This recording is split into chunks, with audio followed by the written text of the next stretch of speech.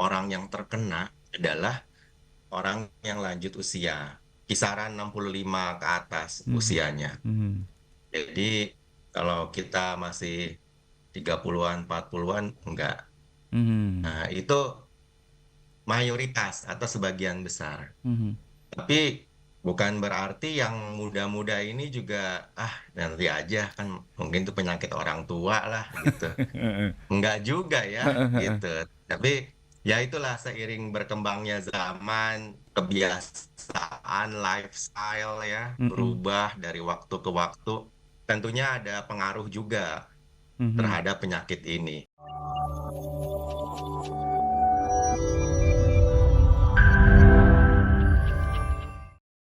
Sebuah informasi yang penting untuk diketahui dok terkait penyakit Alzheimer. Melansir dari artikel tahun 2022 misalnya di website World Economic Forum, ada lebih dari 55 juta orang di seluruh dunia mengalami Alzheimer atau eh, demensia. Ini apakah ada bedanya dok sebetulnya dan apa sebetulnya penyakit Alzheimer ini dok? Ya, jadi memang kalau tadi dikatakan eh, em, ini merupakan sebuah penyakit ya, dan kalau kita bicara mengenai Alzheimer atau penyakit Alzheimer ini merupakan suatu penyakit di otak ya, penyakit degeneratif bertandai dengan ada penurunan dari fungsi otak Mhm. dan itu kadang orang menjadi bingung atau ketuker ya. Karena tadi dibilang ada yang namanya demensia juga. Mhm. Lalu apa bedanya itu? Mhm. Sebenarnya eh, demensia itu adalah suatu kondisi Mhm. penurunan dari fungsi luhur seseorang. Fungsi luhur itu secara mudahnya fungsi berpikir ya, daya Oke. pikir seseorang. Sampai parah dan mengganggu kehidupan sehari-hari.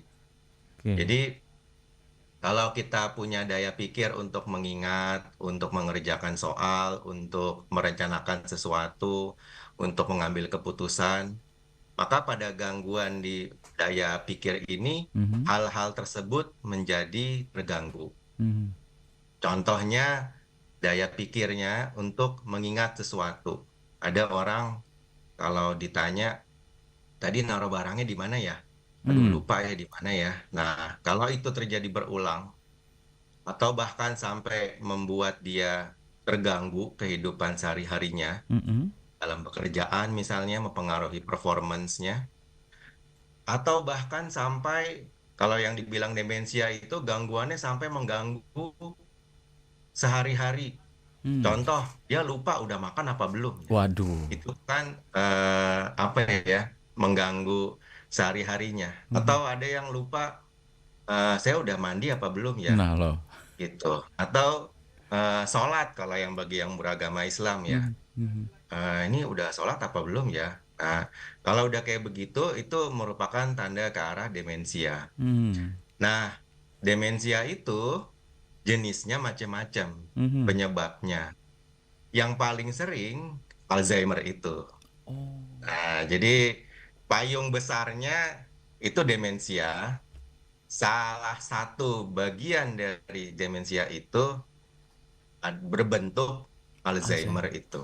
Oke. Jadi kalau dibilang Alzheimer itu penyakit apa? Ya penyakit kita bilang degenerasi ya, penurunan Mhm. dari fungsi otak Mhm. yang ditandai dengan penurunan fungsi daya pikir seseorang sampai mengganggu kehidupan sehari-harinya. Oke. Seperti Wow. itu mudahnya. Baik. Jadi poinnya itu kalau sudah berulang dan sampai mengganggu kehidupan sehari-hari itu yang bisa menjadi penanda seseorang kena demensia ya, Dok ya. Jadi Ya, degenerasi dan tadi. salah satu jenis Heeh. bentuk demensia adalah Alzheimer tadi. Alzheimer itu. Oke. Jadi kalau lupanya sekali dua kali nggak dimaklumi ya dok ya? Nggak Ya, apa-apa ya? itu pasti maklum lah. Dimaklumi ya. Dok, dikatakan sebagai penyakit degenerasi, artinya penurunan fungsi luhur tadi disampaikan oleh dokter Ya. Sena. Apakah ini hanya menimpa orang-orang yang sudah berusia lanjut saja dok? Karena tadi bicara tentang Nah, degenerasi tadi dok. ya, kalau kita bicara tentang Alzheimer ini, Mm-mm. memang mayoritas, Nah, sebagian besar pasiennya, orang yang terkena adalah orang yang lanjut usia, kisaran 65 ke atas Mhm. usianya. Mhm. Jadi kalau kita masih 30-an, 40-an, enggak. Mhm. Nah, itu mayoritas atau sebagian besar. Mhm. Tapi bukan berarti yang muda-muda ini juga, ah nanti aja kan mungkin itu penyakit orang tua lah gitu. Enggak juga ya gitu. Tapi ya itulah seiring berkembangnya zaman, kebiasaan, lifestyle ya Mhm. berubah dari waktu ke waktu. Tentunya ada pengaruh juga Mhm. terhadap penyakit ini. Jadi Baik. ada sebagian kecil lah kita bilangnya itu terjadi di usia yang lebih dini. Hmm. Di usia lebih dini itu mungkin 30-40 tahun. Oh. 30-an, 40-an tahun. Mhm. Mhm. Nah, tapi itu jarang ya. Mhm. Bahkan eh, ya sulit lah. Mhm. Yang Mhm. paling sering itu tadi, usia lansia. Baik. Jadi 65 tahun ke atas tadi disampaikan oleh dokter yang perlu waspada Ya, terhadap Alzheimer ini. Dokter, tadi disinggung juga soal kebiasaan lifestyle. Kemudian mungkin bisa ya. dijelaskan faktor-faktor yang menjadi pemicu kemungkinan terjadinya Alzheimer. Ini, Dok. Nah, jadi si Alzheimer ini ditandai dengan adanya penumpukan protein di otak kita. Mhm. Penumpukan protein ini eh, kalau ditanya kok bisa terjadi gitu ya. Mhm. Nah, itu sampai sekarang memang masih terus diteliti Mhm. mekanisme asal muasalnya kenapa penumpukan protein yang bermasalah ini terjadi.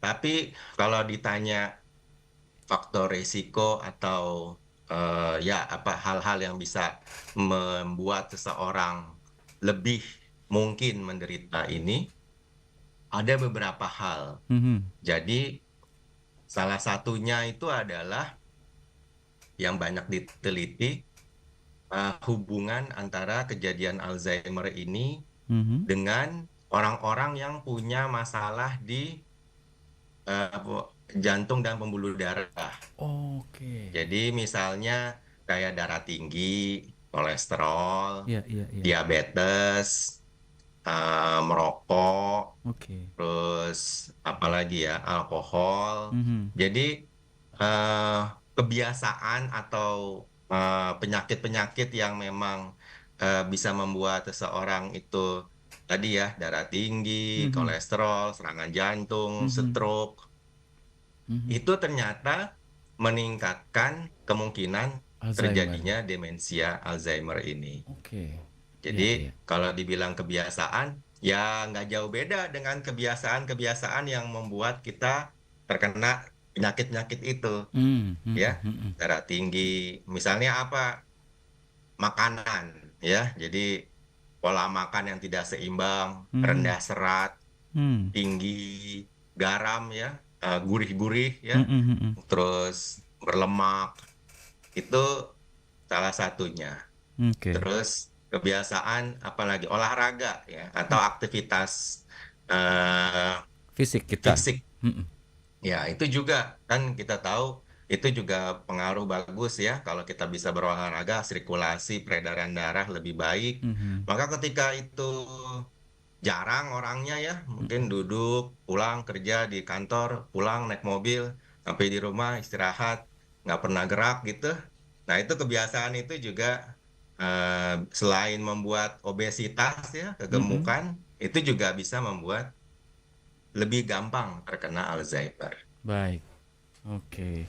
Wah, ini harus yang perlu diwaspadai berarti ya, Dok ya. Beberapa faktor yang bisa menyebabkan Alzheimer ini. Tapi kalau prevalensi atau angkanya di Indonesia itu banyak nggak sih, Dok, kasus Alzheimer atau orang yang sudah mengalami penyakit ini, Dok? Ya, memang angkanya terus terang eh, bisa berubah ya Mhm. dari waktu ke waktu. Kisarannya aja mungkin sekitar 1 jutaan itu mungkin hampir 10 tahun yang lalu ya. Hmm. Sekarang mungkin bisa aja 2 kali lipat daripada itu Iya, iya, iya. di Indonesia. Jadi kalau dilihat mungkin angkanya kalau dibandingkan penyakit-penyakit lain ya, kayak darah tinggi, mungkin nggak terlalu wah Mhm, angkanya.